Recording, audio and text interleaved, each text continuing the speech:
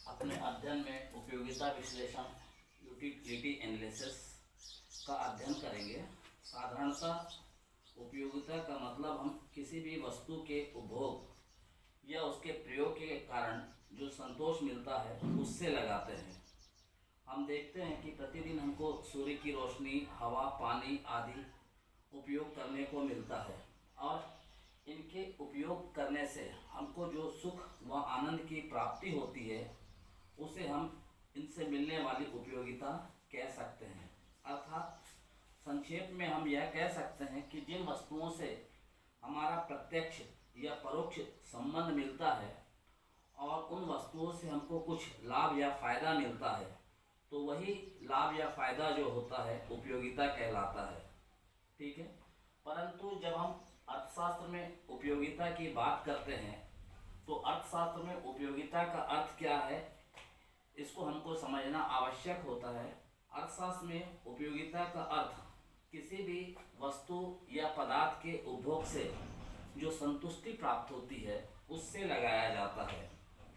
जब हम किसी वस्तु की आवश्यकता को संतुष्ट करने के लिए भले ही उस वस्तु के उपभोग से उपभोक्ता को हानि क्यों न होती हो, फिर भी उस वस्तु के उपभोग में उपयोगिता का गुण विद्यमान रहता है। जैसे एक व्यक्ति अगर नशे का आदी है तो उससे उसको हानि होती है, परंतु वह अपनी संतुष्टि के लिए उस नशे का उपभोग करता है, अतः उसमें उपयोगिता का गुण विद्यमान रहता है। संक्षेप में हम कह सकते हैं कि उपयोगिता किसी वस्तु की वह शक्ति होती है जो किसी भी व्यक्ति की आवश्यकता को पूरा करती है। सामाजिक दृष्टिकोण से नशीले पदार्थ के उपभोग को अनुचित माना जाता है, परंतु आर्थिक दृष्टि से यह अनुचित या अनुपयोगी नहीं है, क्योंकि इन वस्तुओं के उपभोग से आवश्यकता की संतुष्टि होती है और उनसे उपयोगिता मिलती है। इसको परिभाषित करते हुए प्रोफेसर बाग ने कहा था कि अर्थशास्त्री के लिए उपयोगिता आवश्यकताओं को संतुष्ट करने की क्षमता से है। अगर हम इस परिभाषा का विश्लेषण करें तो हम जानते हैं कि विभिन्न प्रकार के उपभोक्ताओं की जो आवश्यकताएं होती हैं वो अलग अलग होती है, परंतु इन आवश्यकताओं को जो संतुष्ट करने की क्षमता होती है वही क्षमता उपयोगिता कहलाती है। श्रीमती रॉबिन्सन ने कहा था कि उपयोगिता की किसी भी वस्तु का वह गुण है जिसके कारण लोग उसे खरीदना चाहते हैं। अर्थात जिस वस्तु के उपभोग से उपभोग करने वाले व्यक्ति को संतुष्टि प्राप्त होती है और उस संतुष्टि को प्राप्त करने के लिए वह उस वस्तु को खरीदना चाहता है, तो संतुष्टि का यही गुण उपयोगिता कहलाता है। से हम कह सकते हैं कि उपयोगिता जो है वो एक सापेक्षिक शब्द है। किसी ऐसी वस्तु जो किसी व्यक्ति की आवश्यकता को संतुष्ट करती है वह उसके लिए उपयोगी होती है, और यदि वह वस्तु किसी दूसरे की आवश्यकता को संतुष्ट नहीं करती तो वह उसके लिए उपयोगी नहीं होती है। अतः हम यह कह सकते हैं कि जो वस्तु किसी भी आवश्यकता को जितना अधिक संतुष्ट कर सकती है उसमें उतनी ही अधिक उपयोगिता का गुण होता है। उपयोगिता की विशेषताएं, कैरेक्टरिस्टिक्स ऑफ यूटिलिटी। अर्थशास्त्र के दृष्टिकोण से उपयोगिता को समझने के लिए हमको उसकी कुछ आवश्यकताओं को ध्यान में रखना होगा। ये जो आवश्यकताएं हैं इसमें सबसे पहली है कि उपयोगिता एक सापेक्षिक रिलेटिव शब्द है। उपयोगिता जो है वह स्थान, समय व शक्ति के साथ साथ अपना स्वरूप बदलती रहती है। एक शराबी व्यक्ति के लिए शराब उपयोगी होती है, पर शराब न पीने वाले व्यक्ति के लिए शराब उपयोगी नहीं होती। इसी तरह से गर्मी के दिनों में बर्फ़ जो है वह उपयोगी होती है, परंतु ठंड के दिनों में बर्फ़ जो है वह उपयोगी नहीं होती। इसके अलावा उपयोगिता जो है वो आवश्यकता की तीव्रता या उसकी तेजी के ऊपर भी निर्भर करती है, जिसके कारण वस्तु की उपयोगिता उपयोगिता में अंतर आता है, भले ही उस वस्तु का स्वभाव पहले जैसा हो। उदाहरण के रूप में अगर हम समझना चाहें तो एक भूखे व्यक्ति के लिए रोटी अधिक उपयोगी होती है, जबकि ऐसे व्यक्ति के लिए जिसका पेट भरा हुआ हो उसके लिए रोटी की उपयोगिता नहीं होती है। नंबर 2, उपयोगिता का कोई भी भौतिक स्वरूप फिजिकल शेप नहीं होता है। अगर हम उपयोगिता को देखना चाहें तो हम उपयोगिता को नहीं देख सकते, क्योंकि इसका कोई भी स्थूल भौतिक स्वरूप नहीं है। उपयोगिता केवल एक मनोवैज्ञानिक साइकोलॉजिकल फैक्ट, मनोवैज्ञानिक तथ्य है जिसको हम महसूस करते हैं। उपयोगिता का कोई भी भौतिक आकार या प्रकार नहीं होता है। उपयोगिता जो होती है उपभोक्ता की मानसिक स्थिति के ऊपर निर्भर करती है। इसलिए एक ही वस्तु जो है भिन्न भिन्न व्यक्तियों के लिए विभिन्न प्रकार की उपयोगिता रखती है।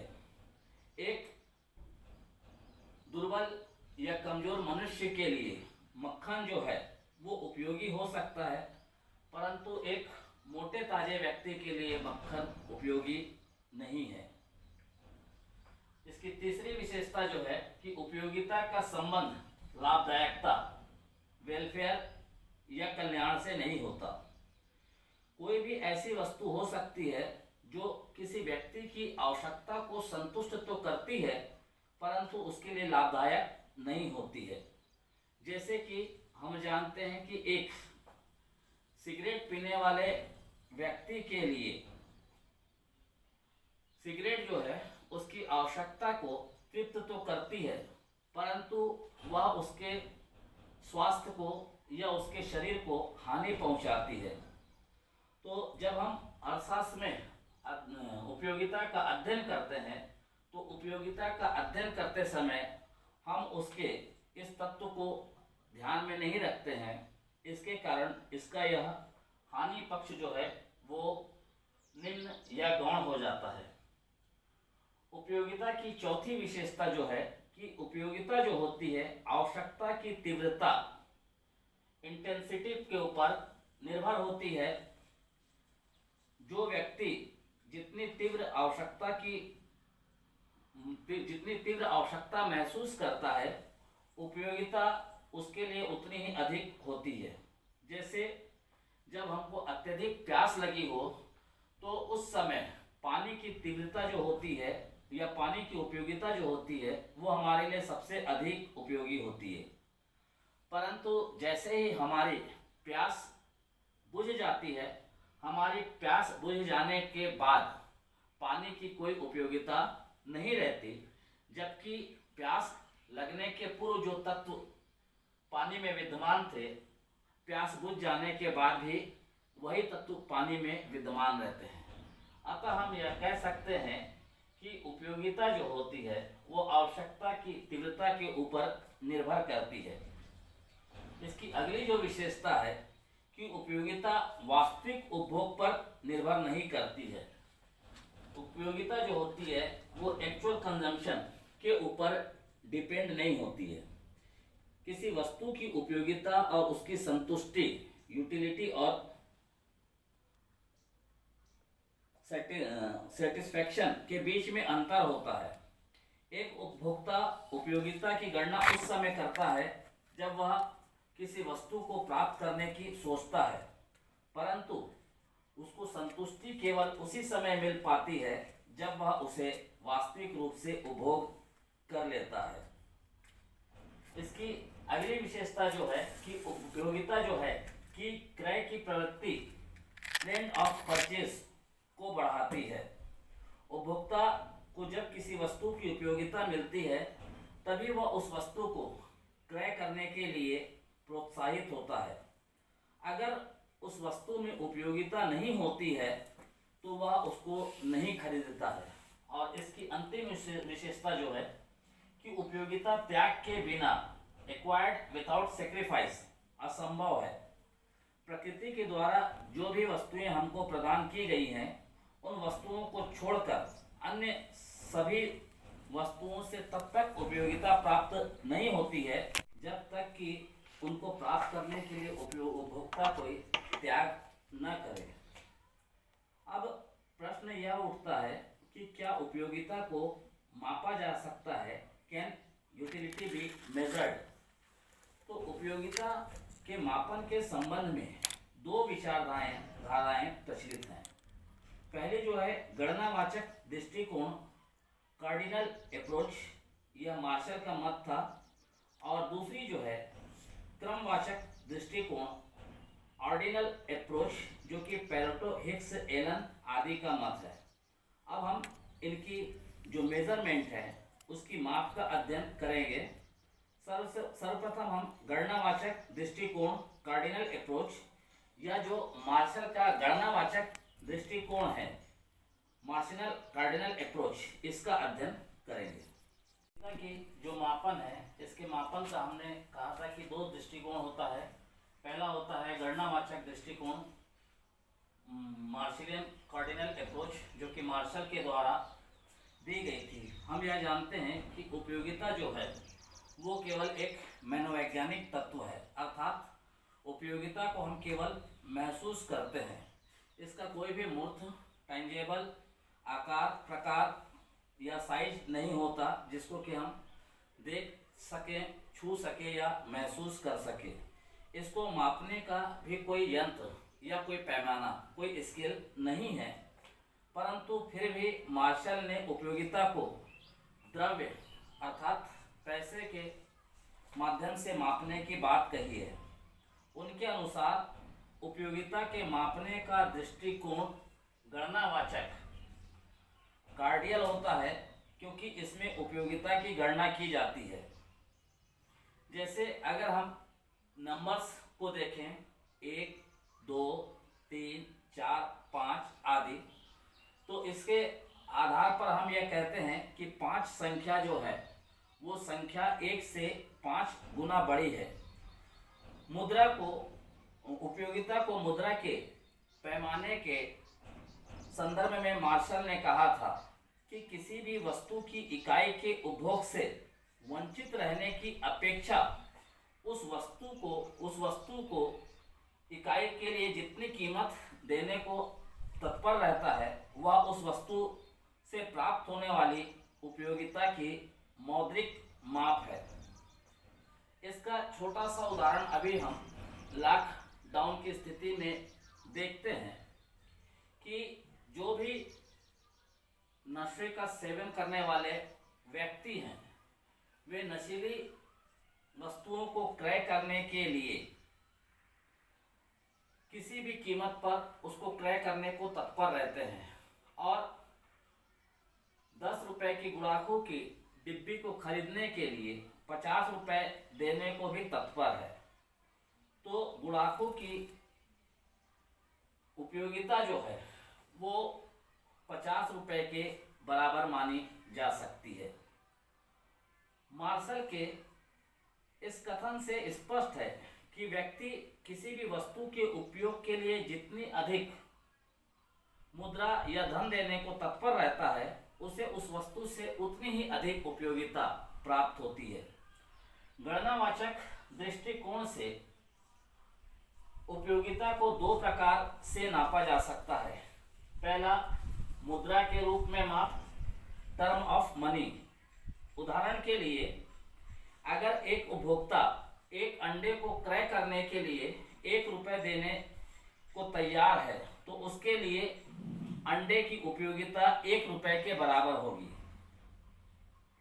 अतः हम कह सकते हैं कि गणनावाचक दृष्टिकोण से उपयोगिता की माप मुद्रा तथा इकाइयों के माध्यम से की जा सकती है।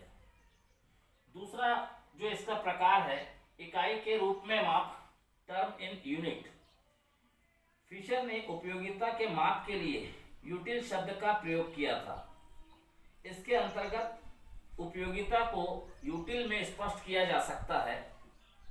उदाहरण के लिए, अगर x को चाय के प्याले से 10 यूटिल उपयोगिता प्राप्त होती है और y को केवल 5 यूटिल, तो उपयोगिता की इस विधि में जिन संख्याओं को नापा जा रहा है 1 2 3 4, इन्हें गणनावाचक संख्याएं कार्डिनल नंबर्स कहते हैं, क्योंकि इनको हम जोड़ या घटा सकते हैं। गणनावाचक दृष्टिकोण कुछ मान्यताओं पर आधारित है। ये मान्यताएं गणनावाचक दृष्टिकोण को अपनाते समय मार्शल ने मान ली थी। पहली मान्यता यह मानी थी कि जो भी विभिन्न प्रकार की वस्तुएं होती है उनसे होने वाली उपयोगिता की माप को मुद्रा की इकाई में मापा जा सकता है। अर्थात प्रकृति प्रदत्त पदार्थों को छोड़ करके हम सभी प्रकार की वस्तुओं को उनके उपयोग के आधार पर खरीदने के लिए तत्पर होते हैं और इसका भुगतान हम मुद्रा में करते हैं। इसलिए उपयोगिता को मुद्रा में मापा जा सकता है। दूसरा, उन्होंने माना था कि विभिन्न वस्तु तथा वस्तु की जो विभिन्न इकाई होती है उनसे जो प्राप्त होने वाली उपयोगिता है उसको जोड़ा जा सकता है। जैसे जब हमको भूख लगती है तो भूख लगते समय हम रोटी का उपयोग करते हैं, तो रोटी की उपयोगिता भूख को शांत करने के लिए। जब हमको प्यास लगती है तो प्यास को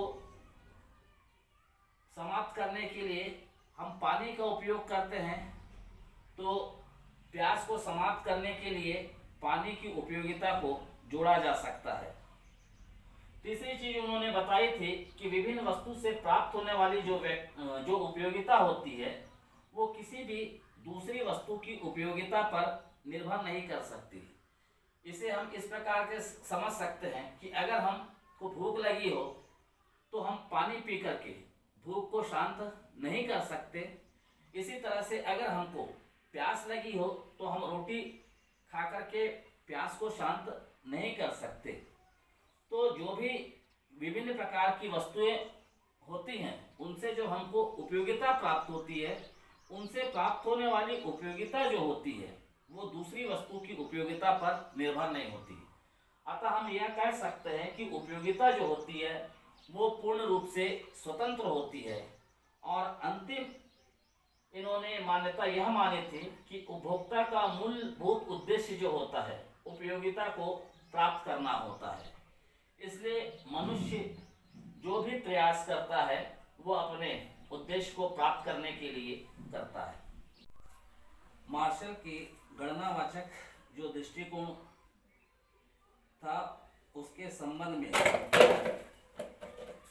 उसके विचारों की आलोचनाएं की गई हैं। इसकी जो पहले ही आलोचना की गई है कि यह प्रमाणित माप नहीं है, नो स्टैंडर्ड मेजरमेंट। मार्शल ने उपयोगिता को मापने के लिए मुद्रा को अपनाया था।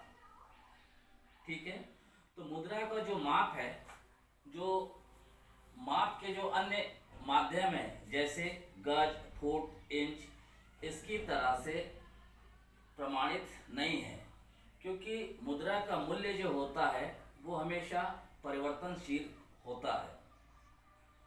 दूसरा जो है कि उपयोगिता पर अनेक बातों का प्रभाव पड़ता है। Utility influenced by other factors, मतलब किसी व्यक्ति को किसी वस्तु से कितनी उपयोगिता मिल रही है इसकी जानकारी प्राप्त करना कठिन होता है, क्योंकि किसी भी व्यक्ति के लिए उपयोगिता उपभोक्ता की आय, फैशन, रुचि व स्वभाव के ऊपर निर्भर करती है। एक धनी व्यक्ति के लिए जो वस्तु हीन होती है वही वस्तु एक निर्धन व्यक्ति के लिए श्रेष्ठ हो सकती है। उदाहरण के रूप में अगर हम कहें तो धनी व्यक्ति के लिए महंगी वाली या ब्रांडेड टी शर्ट जो है वह अपने प्रयोग के लिए वो उसको अधिक उपयुक्त मानता है, जबकि एक निर्धन व्यक्ति जो होता है वह साधारण सी बिकने वाली शर्ट को अपने लिए उपयोगी मान सकता है। तीसरी चीज जो होती है कि उपयोगिता जो है वो एक अमूर्त धारणा, अब्स्ट्रैक्ट कॉन्सेप्ट है।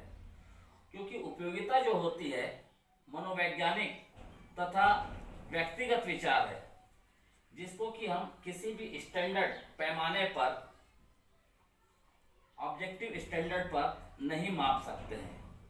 और अंतिम जो इसकी आलोचना है कि उपयोगिता जो है वो स्थिर नहीं बल्कि गतिशील है, क्योंकि किसी भी व्यक्ति को अलग अलग स्थान तथा अलग अलग समय में उपयोगिता प्राप्त होती है, अतः इसको नहीं मापा जा सकता। जैसे अगर एक गर्म स्थान पर रहने वाला व्यक्ति ठंडे स्थान पर रहने के लिए जाता है, तो वहां पर उसके लिए स्वेटर आदि की जो उपयोगिता होती है, और जब वह गर्म स्थान पर रहता है उस समय स्वेटर की जो उपयोगिता नहीं होती है, इन दोनों को हम नहीं माप सकते। अतः यह स्थिर नहीं होती बल्कि स्थान व समय के हिसाब से गतिशील या परिवर्तनशील होती है, और हम इसको नहीं माप सकते। इन सभी आलोचनाओं के कारण मार्शल के गणनावाचक दृष्टिकोण को अर्थशास्त्रियों ने अमान्य कर दिया था और स्वीकार नहीं किया था, बल्कि उसके स्थान पर उपयोगिता की माप के लिए क्रमवाचक दृष्टिकोण, ऑर्डिनल अप्रोच के औचित्य को स्वीकार किया था।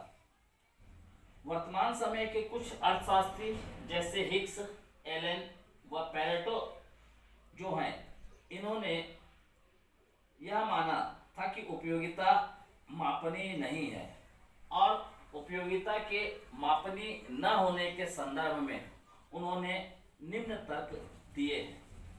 पहला तर्क में उन्होंने कहा था कि उपयोगिता एक मनोवैज्ञानिक धारणा, साइकोलॉजिकल कॉन्सेप्ट है, क्योंकि उपयोगिता का जो संबंध होता है किसी भी व्यक्ति विशेष की मनोदशा से होता है।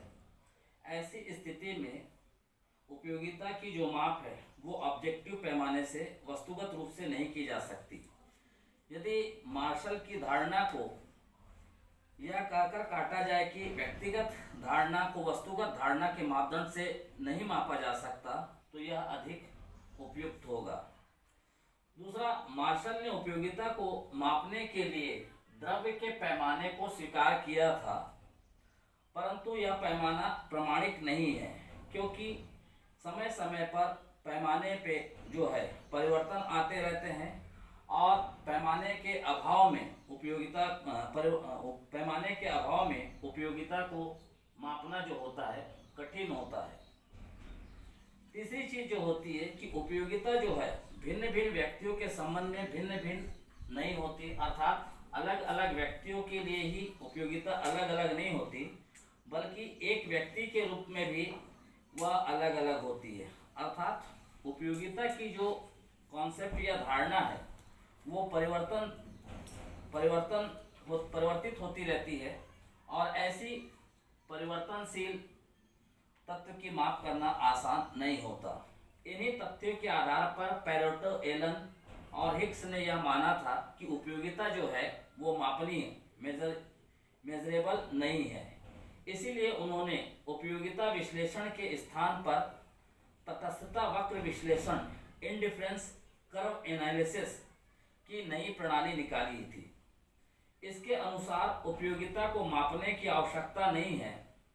उपयोगिता के इस विश्लेषण के लिए क्रमवाचक दृष्टिकोण का सहारा लिया जाता है, और इन्हें प्रथम, द्वितीय, तृतीय इत्यादि क्रमवाचक संख्याएं कहा जाता है। ये संख्याएं न तो निरपेक्ष अंतर को बताती हैं और न इनको जोड़ा जाता है, जबकि गणनावाचक दृष्टिकोण में उन संख्याओं को जोड़ा या घटाया जा सकता है।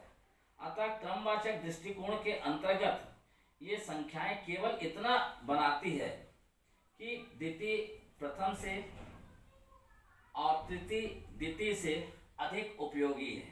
इनकी माप केवल क्रम के आधार पर की जाती है, संख्या के आधार पर नहीं।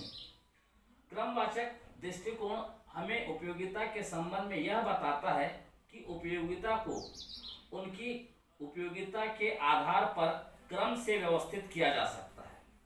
इसको संख्यात्मक रूप से नहीं बताया जा सकता।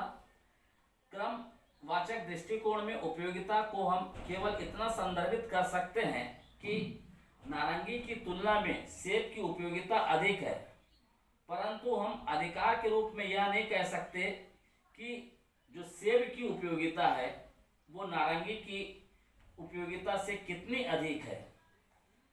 क्रमवाचक दृष्टिकोण में न तो उपयोगिता की इकाई का कोई मूल्य होता है और न ही उसका कोई महत्व है। इसका मतलब यह नहीं है कि उपयोगिता के संदर्भ में जो मार्शल का गणनावाचक दृष्टिकोण है वो अमान्य हो चुका है, बल्कि यह दृष्टिकोण केवल पुराना अवश्य है और अभी भी गणनावाचक दृष्टिकोण तथा क्रमवाचक दृष्टिकोण में विवाद चल रहा है और प्राचीन और आधुनिक दोनों विचारों के बीच मतभेद बने हुए हैं। अतः हम यह कह सकते हैं कि उपयोगिता एक गणनावाचक विचार नहीं है, बल्कि यह एक क्रमवाचक विचार है। अब उपयोगिता को हम कितने भागों में बांट सकते हैं? तो किसी भी वस्तु से जो प्राप्त होने वाली उपयोगिता होती है उस उपयोगिता को हम दो भागों में बांट सकते हैं। पहला भाग सीमांत उपयोगिता, मार्जिनल यूटिलिटी, और दूसरा भाग कुल उपयोगिता, टोटल यूटिलिटी। उपयोगिता, मार्जिनल यूटिलिटी, जब कोई भी उपभोक्ता अनेक इकाइयों का उपभोग करता है तो उपभोग की जाने वाली अंतिम इकाई को हम सीमांत इकाई तथा उससे जो प्राप्त होने वाली उपयोगिता होती है उसको सीमांत उपयोगिता कहते हैं। साधारण शब्दों में हम यह भी कह सकते हैं कि किसी एक अतिरिक्त इकाई के उपयोग से जो प्राप्त होने वाली उपयोगिता होती है वो सीमांत उपयोगिता कहलाती है। उदाहरण के लिए नारंगी की एक इकाई की उपयोगिता 40 है, दूसरी इकाई का उपभोक्ता करता है तो उसको कुल 60 उपयोगिता प्राप्त होती है। तो ऐसी दशा में अगर हम देखें कि नारंगी की दूसरी इकाई से प्राप्त होने वाली कुल उपयोगिता 60 थी, जबकि नारंगी की पहली इकाई से प्राप्त होने वाली उपयोगिता 40 थी। ऐसी दशा में एक नारंगी की अतिरिक्त इकाई की सीमांत उपयोगिता 40 में हम 60 में हम 40 को घटा देंगे तो 20 होगी। सीमांत उपयोगिता से मार्शल का मतलब किसी विशेष समय पर उपभोग की जाने वाली वस्तु की अंतिम इकाई से प्राप्त होने वाली उपयोगिता से है। सीमांत उपयोगिता को स्पष्ट करते हुए बोल्डिंग ने कहा था कि वस्तु की किसी मात्रा की सीमांत उपयोगिता उसकी कुल उपयोगिता में वृद्धि से है, जो कि उपभोग की एक और इकाई के परिणाम स्वरूप प्राप्त होती है। सीमांत उपयोगिता के जो रूप होते हैं वो 3 प्रकार के होते हैं, जिसको कि हम ज्ञात करने के लिए इस तालिका का सहारा लेंगे। तालिका के द्वारा हम स्पष्टीकरण देते हैं कि सीमांत व कुल उपयोगिता की गणना किस प्रकार की जाती है। सर्वप्रथम हम एक उपभोक्ता द्वारा उपभोग की जाने वाली रोटियों की संख्या को देखते हैं। उसके पश्चात उसे उन रोटियों के उपभोग से प्राप्त होने वाली कुल उपयोगिता को देखेंगे और फिर इसी के आधार पर हम सीमांत उपयोगिता का निर्धारण करेंगे। जब उपभोक्ता पहली रोटी को खाता है तो उसको कुल 25 उपयोगिता प्राप्त होती है। जब दूसरी रोटी को खाता है तो कुल 45 उपयोगिता प्राप्त होती है। तीसरी रोटी खाता है तो 60, चौथी खाता है तो 70, पांचवी खाने पर 75, छठी खाने पर 75, सातवीं रोटी खाने पर उसकी कुल उपयोगिता 70 और आठवीं रोटी खाने पर कुल उपयोगिता 60 हो जाती है। अब कुल उपयोगिता के आधार पर हम सीमांत उपयोगिता का निर्धारण करेंगे कि जब वह एक रोटी खाता है तो उसकी कुल उपयोगिता 25 होती है और सीमांत उपयोगिता भी उसकी 25 होगी। जब वह एक अतिरिक्त रोटी में वृद्धि करता है तो उसकी कुल उपयोगिता 45 प्राप्त होती है। अर्थात इस दूसरी रोटी से उसको मिलने वाली जो सीमांत उपयोगिता है 20। इसी प्रकार तीसरी रोटी खाता है तो उसको मिलने वाली कुल उपयोगिता 60 प्राप्त होती है अर्थात सीमांत उपयोगिता 60 माइनस 45 बराबर 15। जब वह चौथी रोटी खाता है तो उसकी कुल उपयोगिता 70 हो जाती है और सीमांत उपयोगिता 70 माइनस 60 बराबर 10। पांचवी रोटी जब वह खाता है तो उसकी कुल उपयोगिता 75 हो जाती है और सीमांत उपयोगिता 75 माइनस 70 बराबर 5। जब वह छठवीं रोटी खाता है तो उसकी कुल उपयोगिता 75 ही रहती है और सीमांत उपयोगिता 75 माइनस 75 बराबर 0 होती है। जब वह सातवीं रोटी खाता है तो अब उसकी कुल उपयोगिता पहले की उपयोगिता के संदर्भ में घट जाती है और 70 हो जाती है और इसकी जो सीमांत उपयोगिता है 70 माइनस 75 बराबर -5 ऋणात्मक हो जाती है। जब वह आठवीं रोटी खाता है तो कुल उपयोगिता घट करके 60 हो जाती है और सीमांत उपयोगिता 60 माइनस 70 बराबर -10 ऋणात्मक सीमांत उपयोगिता हो जाती है। अतः इस तालिका के स्पष्टीकरण के द्वारा हम यह कह सकते हैं कि सीमांत उपयोगिता के 3 रूप होते हैं। पहला जो होता है धनात्मक सीमांत उपयोगिता, पॉजिटिव मार्जिनल यूटिलिटी। जब हम किसी वस्तु की इकाइयों को लगातार बढ़ाते रहते हैं तो उन इकाइयों के उपभोग से मिलने वाली जो सीमांत उपयोगिता का योग है उससे कुल उपयोगिता जो है बढ़ती रहती है और तब तक वस्तु की सीमांत उपयोगिता धनात्मक होती है। अतः दी गई तालिका के अनुसार रोटी की पांचवी इकाई तक सीमांत उपयोगिता धनात्मक है। दूसरा जो है आपका शून्य सीमांत उपयोगिता। तालिका के अनुसार जब रोटी की पांचवी इकाई से जितनी उपयोगिता प्राप्त होती है उतनी ही उपयोगिता रोटी की छठवीं इकाई से प्राप्त होती है। अर्थात रोटी की एक अतिरिक्त इकाई में वृद्धि के बाद भी कुल उपयोगिता में कोई वृद्धि नहीं होती, अतः हम इसे शून्य सीमांत उपयोगिता कहते हैं। और तीसरा और अंतिम रूप जो इसका है वो है ऋणात्मक सीमांत उपयोगिता, निगेटिव मार्जिनल यूटिलिटी।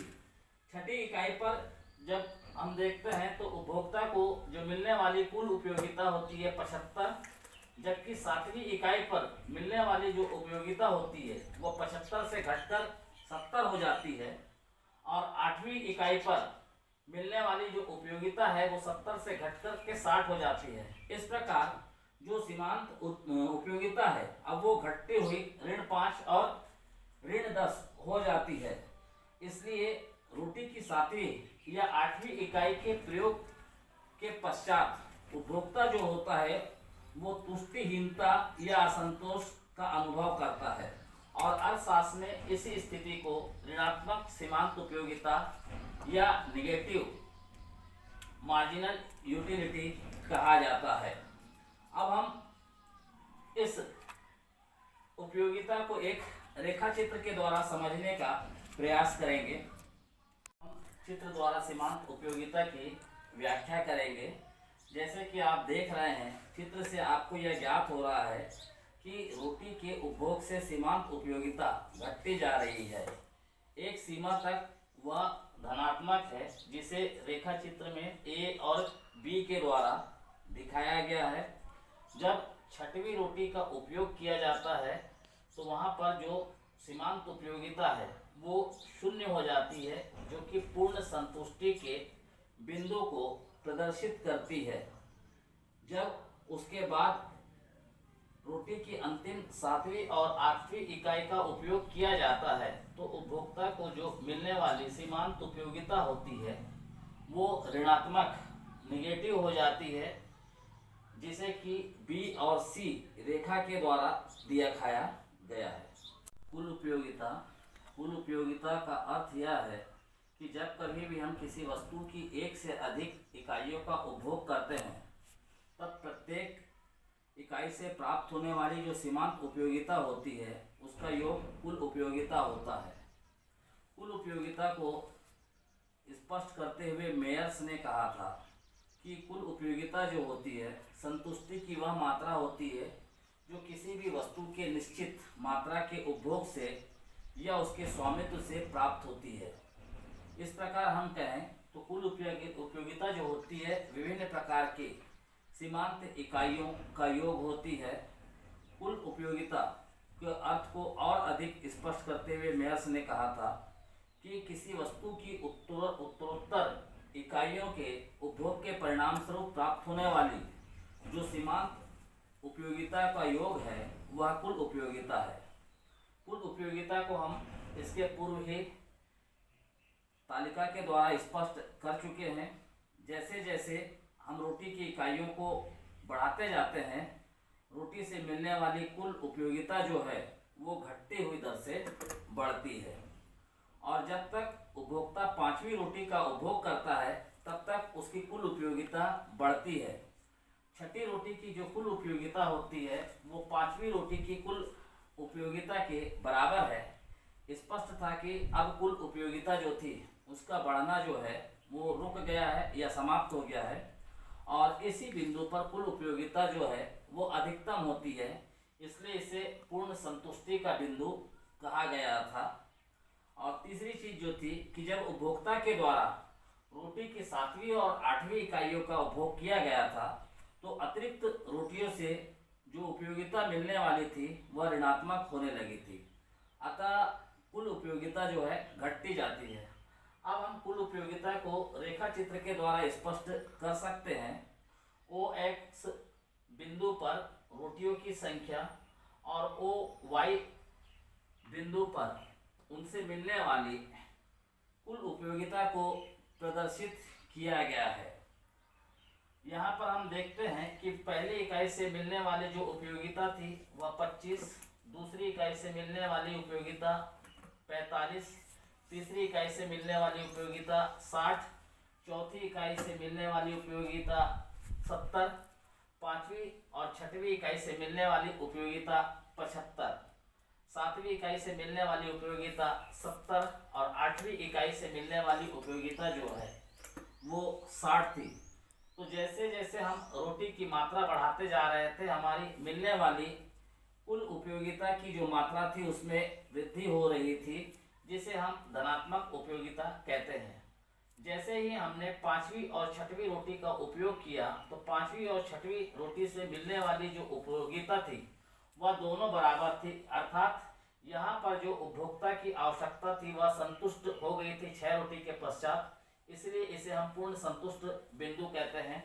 उसके बाद जब वह अतिरिक्त रोटियों का 7वीं और 8वीं का प्रयोग करता है तो उसको मिलने वाली कुल उपयोगिता जो है घटकर 70 एवं 60 क्रमशः हो जाती है, जिससे कि उसकी जो उपयोगिता है वो ऋणात्मक हो जाती है।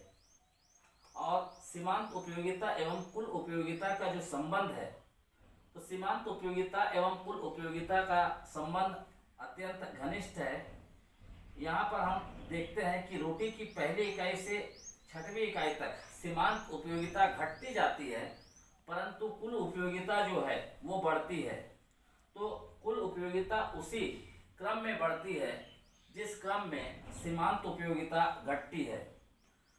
दूसरा, जब रोटी की छठी इकाई पर उपभोग करता है उपभोक्ता तो उसको पूर्ण संतुष्टि प्राप्त होती है।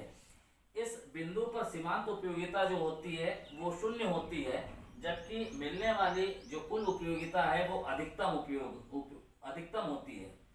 तो रोटी की छठी इकाई के बाद उपभोग करने पर कुल उपयोगिता जो है वो रुक जाती है। तीसरा जो संबंध है कि 0 उपयोगिता बिंदु के बाद अर्थात 0 पूर्ण संतुष्टि बिंदु के बाद सीमांत उपयोगिता जो है वो ऋणात्मक होने लगती है और कुल उपयोगिता भी घटते जाती है। अतः सीमांत उपयोगिता एवं कुल उपयोगिता के संबंध को संक्षिप्त रूप में हम इस प्रकार कह सकते हैं कि जब सीमांत उपयोगिता धनात्मक होती है तब कुल उपयोगिता बढ़ती है। जब सीमांत उपयोगिता 0 होती है तो कुल उपयोगिता अधिक होती है, और जब सीमांत उपयोगिता ऋणात्मक होती है तब कुल उपयोगिता घटती है।